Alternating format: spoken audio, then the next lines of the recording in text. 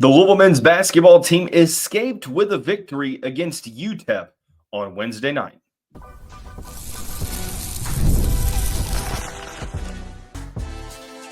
You are Locked On Louisville, your daily podcast on the Louisville Cardinals.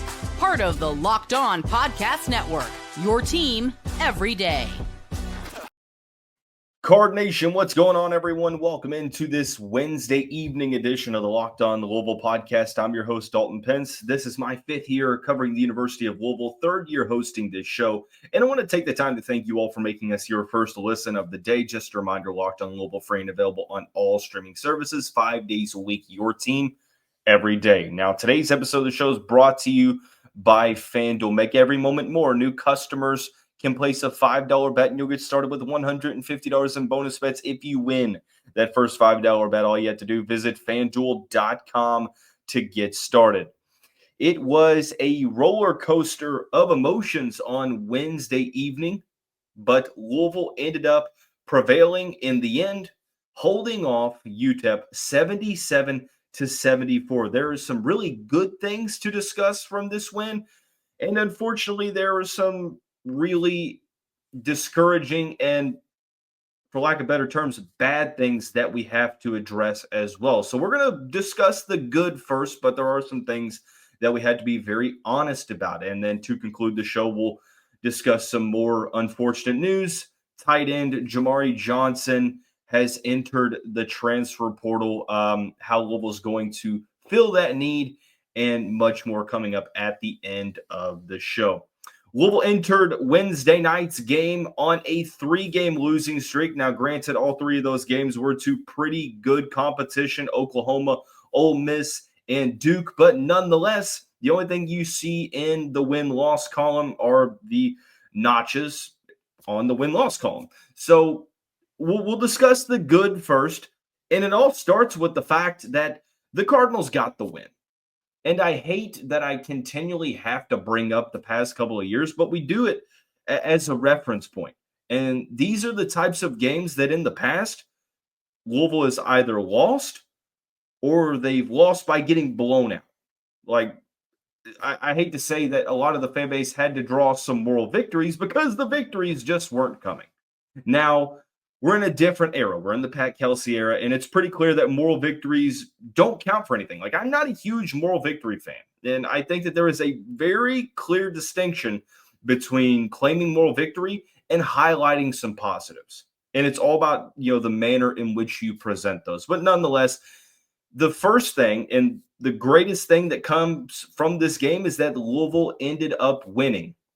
And I don't want to say that this was like a must-win game because this was the 10th game of the season, but coming off of a 3-game losing streak and also having to face Kentucky on the road on Saturday, it wasn't a must-win, but it was a very critical game because this is a get-right game for the Cardinals. It's the ability to stop the bleeding, to build the momentum back up, and to get in the win column. Like I said, the games in the non-conference schedule, for the most part, you have a tough draw.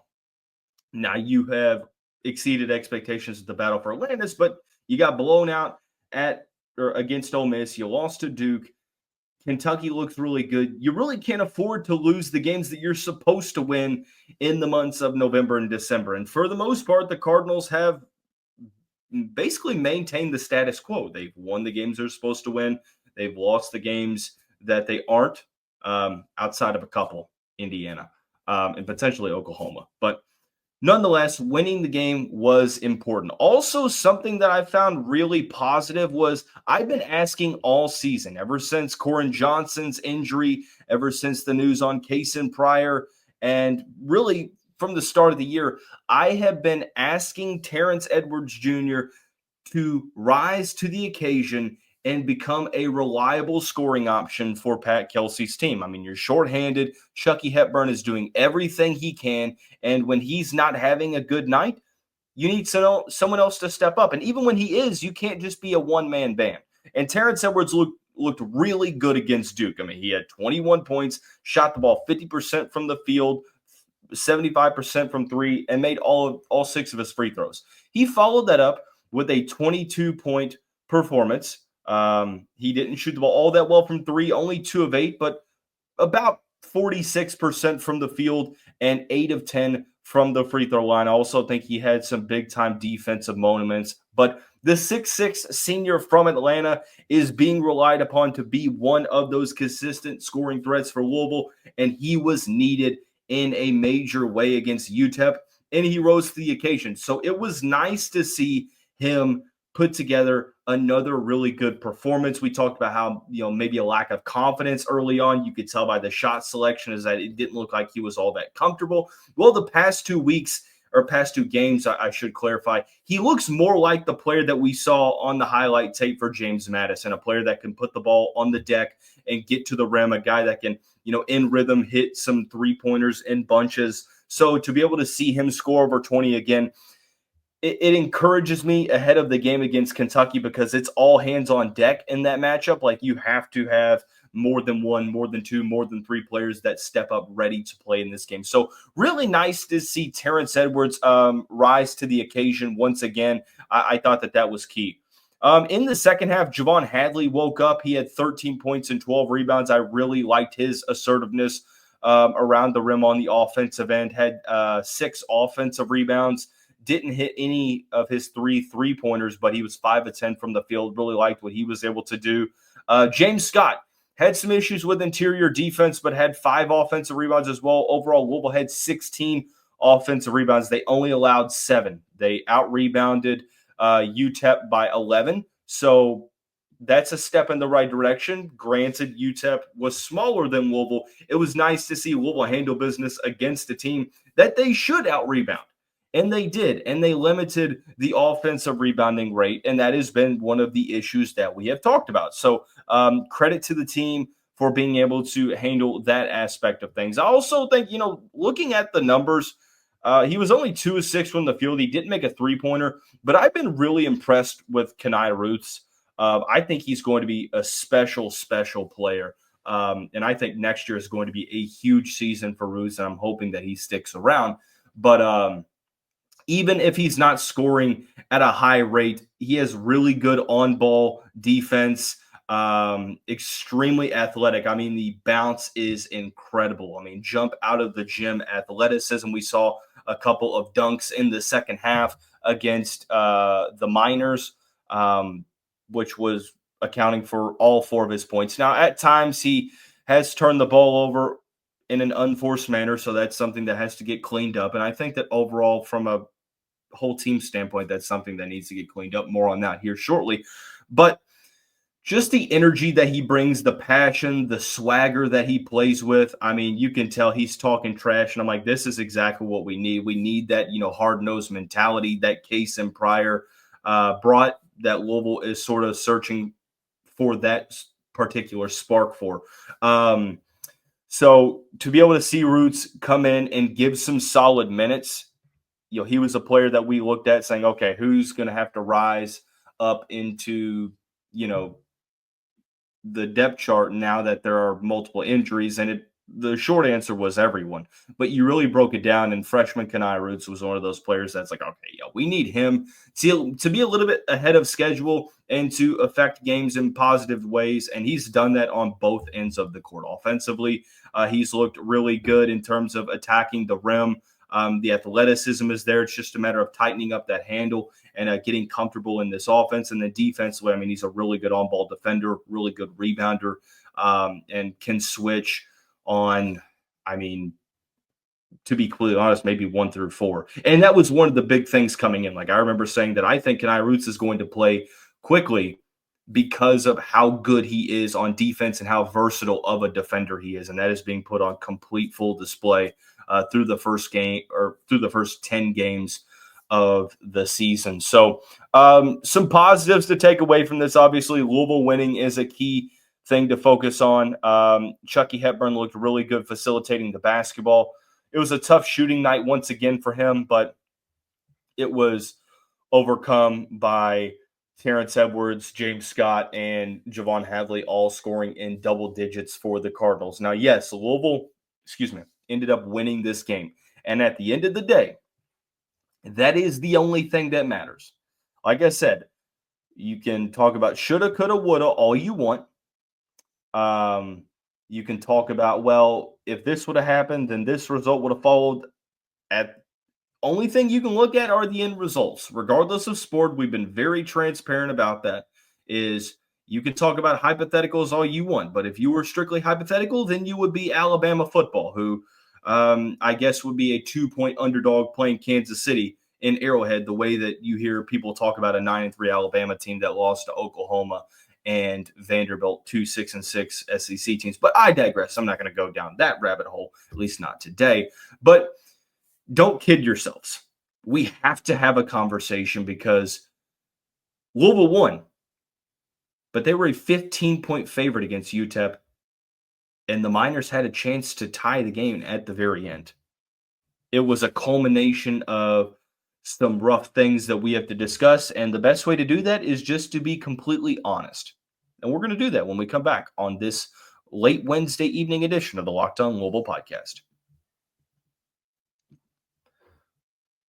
Cardinal fans, you've been keeping it locked on right here on FanDuel, America's #1 sportsbook. Like I said, Louisville was about a 15-point favorite in the game against UTEP, and Louisville handled business, but it wasn't pretty. If you're a new customer, you can bet $5 and get $150 in bonus bets if you win the first $5 bet. When I use the FanDuel Sportsbook app, it gives me everything I need to place live bets, which I'm sort of getting into more. When I get a hunch in the middle of the game, I can check out the latest stats, view live play-by-play, and so much more on the same page where I place my bets. Visit FanDuel.com to join today. That's FanDuel.com. You'll get started with $150 in bonus bets if you win your first $5 bet as a new customer.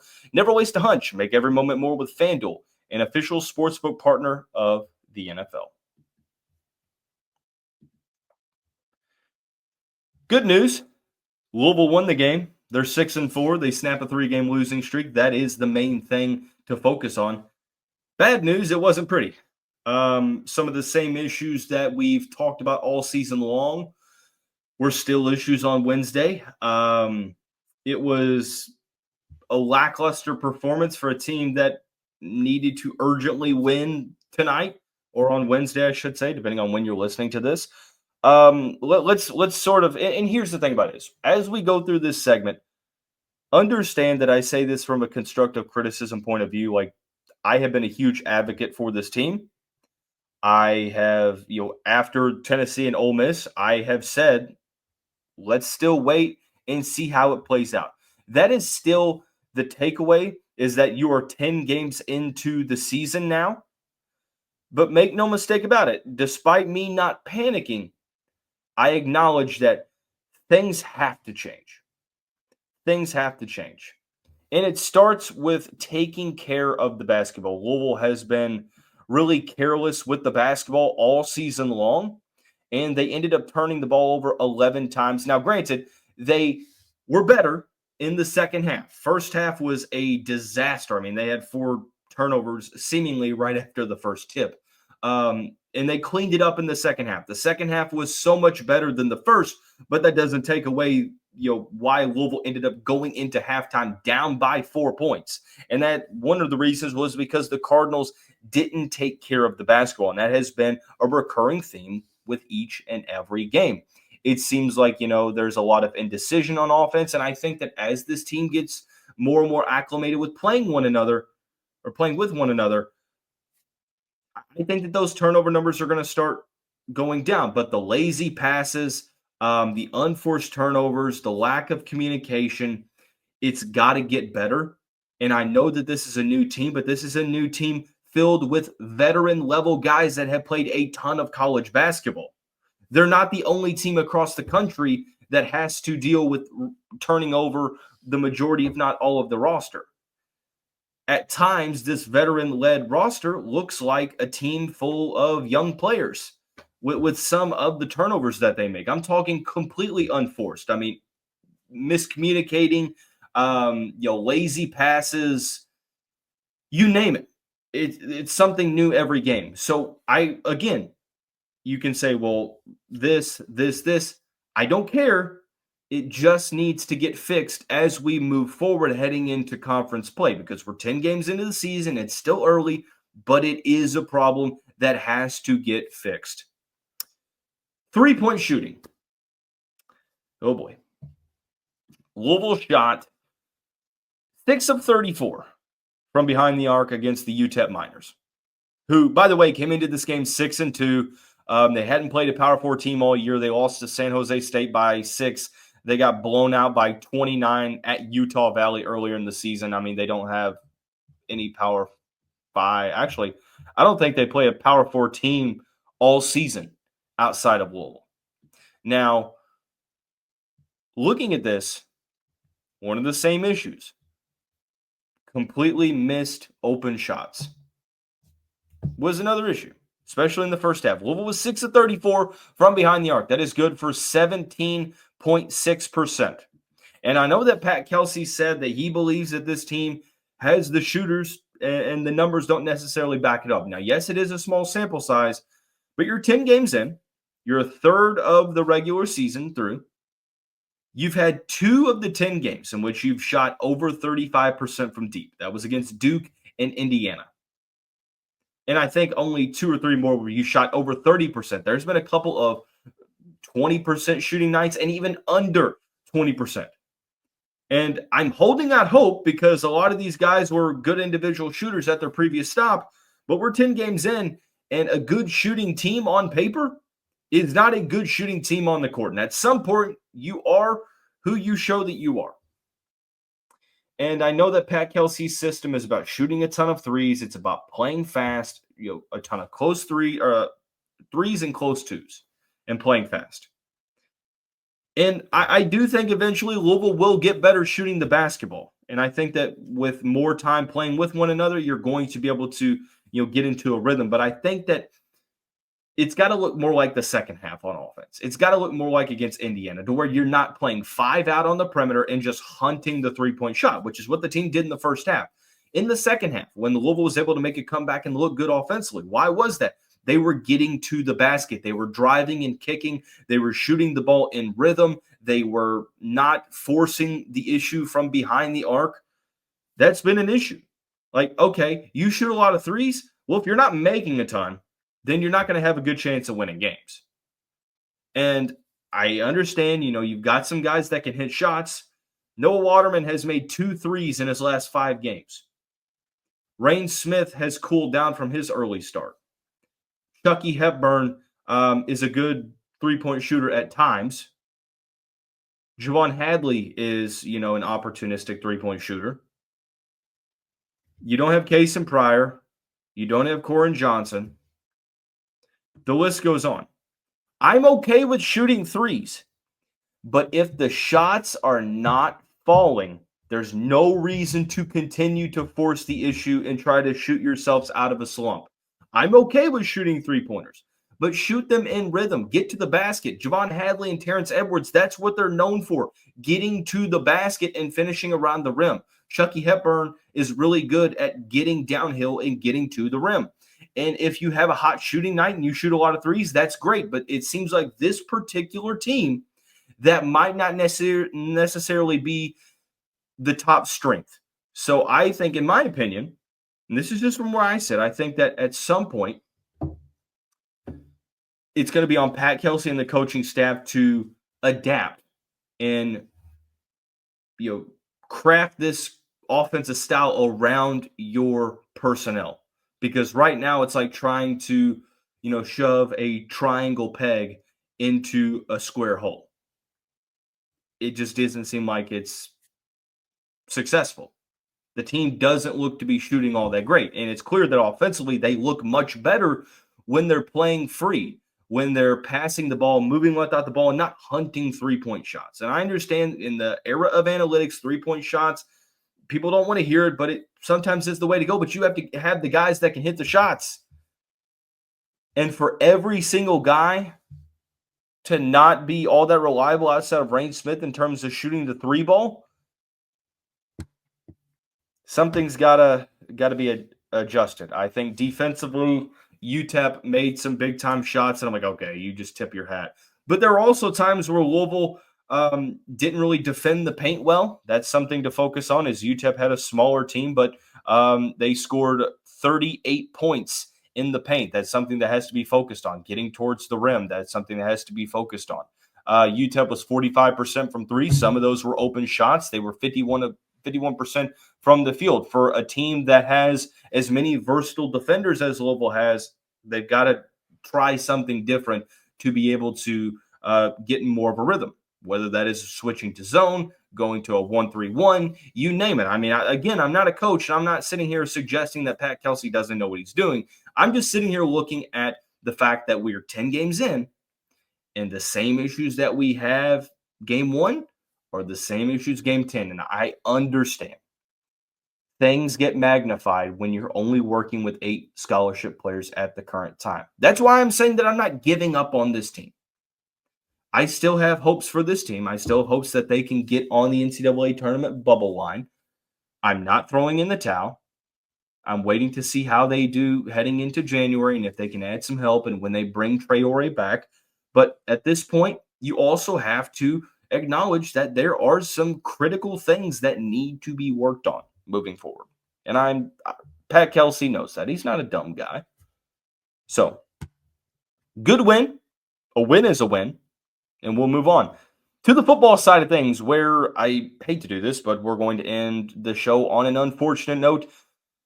Rising tight end Jamari Johnson is in the portal.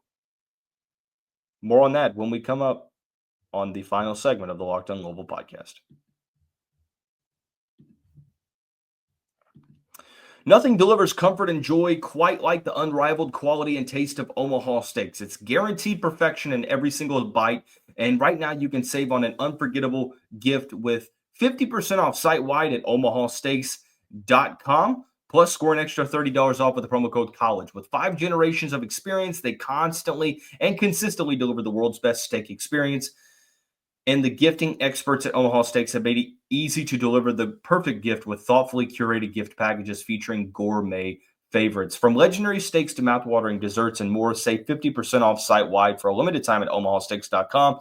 Plus, our listeners get an extra $30 off with the promo code COLLEGE. That's 50% off at omahasteaks.com and an extra $30 off with the promo code COLLEGE. Minimum purchase may apply.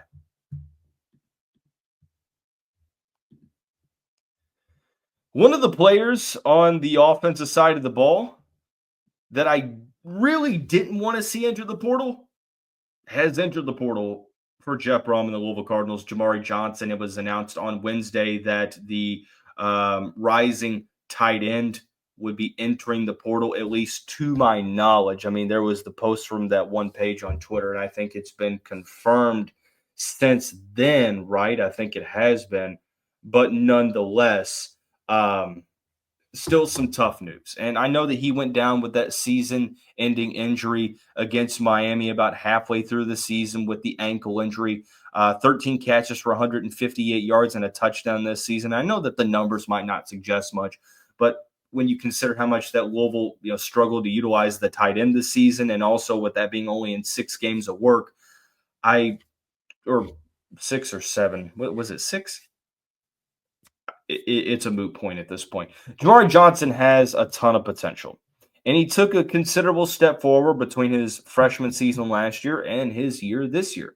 And I felt like next season, the opportunity and the potential is through the roof. And I felt like with the potential quarterback one that they have coming in, with the weapons that they have returning, with another year in this system, I know that you're talking about, recovering from that season-ending injury, but I had high hopes for the 6'5" native of Inglewood, California. Now he has entered the portal, which I think that this goes to show you that there's no such thing as a for sure lock or a definite, because Mike Rutherford tweeted out, that Jamari Johnson's dad went on the radio and basically said that he wasn't going to transfer. Now he ended up transferring, and I don't say that to be petty or anything. I just say that to highlight that in this new realm of college athletics, nothing is ever a for sure thing. And it sucks, but it is what it is. And we wish Jamari the best of luck with whatever he decides to do, wherever he decides to end up. We wish him the best of luck in his career. That will be the, I think, all but one of the Flyville Cali to the Ville players, Pierce Clarkson is the only player from that movement that is still on the Louisville roster. And there's a potential for him to end up moving on. So how does Louisville end up addressing this? Well, I think that tight end goes from, we need to fill this with some solid depth to now like, okay, it's an actual need moving forward. Because, and look, put it this way, I am a huge fan of Nate Kariski. I think that Nate Kariski is a really reliable player, both as a blocker and as a receiver. And I think that he's going to be a huge component of the offense next year. And I have high hopes for a guy like Dylan Mesman, who was a borderline 4-star tight end from Michigan. This was his freshman season, so he was able to redshirt. And I think that, he has some upside as a receiving tight end. Now, will Isaiah Cummings, will he enter the portal? Will he stay? That's something to focus on, but I would like to see Louisville end up going to the portal to fill one of these needs. Now they have Grant Hauser also coming in this high school class, but I think that Louisville is able to take a couple of tight ends. I think that there are two options that I'm looking at. The first one is Max Clare, who it seems like there's very different viewpoints as to whether or not Louisville is going to be interested, but Max Clare was the leading receiver for Purdue this past year, 51 receptions, 685 yards, and 4 touchdowns as a sophomore. This was his second season in that offense, 6'4", 240 pounds, a really good blocker, but also really, really good tight end. The timeline would likely suggest that Jeff Brom has a familiarity with recruiting him to Purdue, so hopefully there is that relationship. I think that Max Clare is currently visiting LSU, and I think that there's been a couple of people that have suggested that, well, Clare's going to visit Louisville. Actually, no, he's not. Just kidding. Yes, he is. So that's a player to focus on. I think that if Louisville would be able to potentially land him, that would be huge. I guess really we could say that there's 3 options that I would look at. The first one being Max Clare. The second one is Tanner Koziel from Ball State. And if that name sounds familiar, is because he actually committed to Louisville last cycle and then ended up deciding he wanted to stay with Ball State. And he had a breakout season.